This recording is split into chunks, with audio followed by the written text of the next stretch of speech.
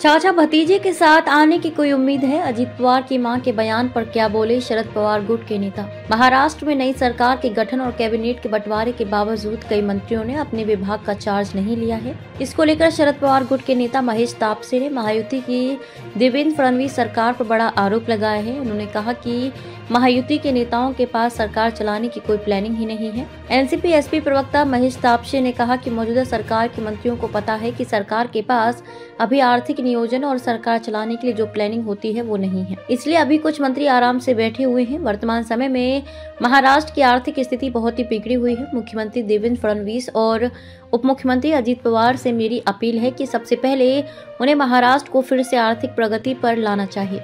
अजीत पवार की मां के बयान पर शरद गुट की प्रतिक्रिया। महाराष्ट्र के उप मुख्यमंत्री अजीत पवार की मां आशा ताई पवार के शरद पवार और अजीत पवार के साथ आने के बयान पर उन्होंने कहा, किसी भी मां को हमेशा लगता है कि उनका परिवार एक साथ हो। इसको गलत तरीके से नहीं देखना चाहिए। दोनों की राजनीतिक भूमिका अलग है। महाराष्ट्र में निवेश से डर रही कंपनियां। शरद पवार गुट के नेता ने आगे कहा, महाराष्ट्र में निवेश करने को लेकर व्यापारी बहुत ज्यादा भयभीत हो चुके हैं। हाल ही में बीड़ में सरपंच की हत्या हुई। अन्य जिलों में अगर कोई व्यापार करने जाता है तो उनको लोकल माफिया से टकराव का सामना करना पड़ता है। ऐसी घटनाएं नहीं होनी चाहिए। महाराष्ट्र की गौरवपूर्ण परंपरा रही है और इसके तहत महाराष्ट्र को एक नंबर का राज्य होना चाहिए। वाल्मीकि कराड़ की गिरफ्तारी पर बोले महेश तापसे। उन्होंने बीड़ में सरपंच की हत्या मामले में मुख्य आरोपी वाल्मीकि कराड़ के सरेंडर पर कहा, ये बीड़ की जनता की विजय है।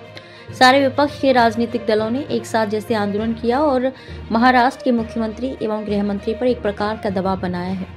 वाल्मीकि कराड़ किसी मंत्री के काफी निकट माने जाते हैं। वह मंत्री मुख्यमंत्री का काफी निकट माना जाता है। ऐसे में ये लोगों की जीत है और निष्पक्ष रूप से इसकी जांच होनी चाहिए।